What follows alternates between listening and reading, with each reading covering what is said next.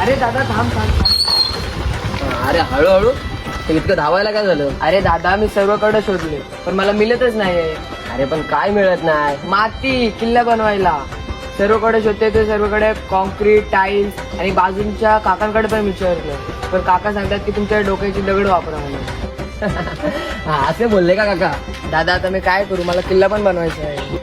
हे बघ, जर तू दिवसभर गेम्स आणि मोबाईल चालवायचं सोडून जर किल्ला बनवणार असशील तर मी तुला सांगून आणून देईल सगळं. प्रॉमिस. अरे प्रॉमिस ना.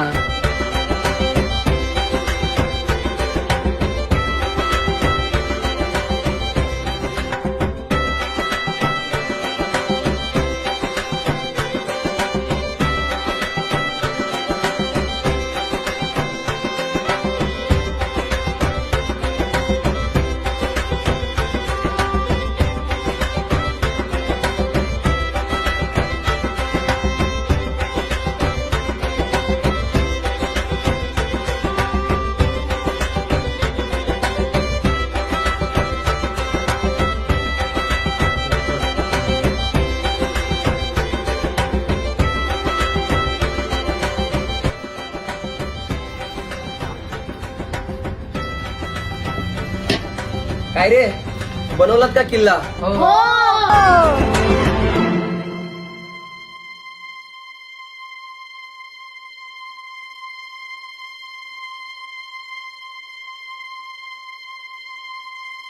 अरे हे काय बनवलं?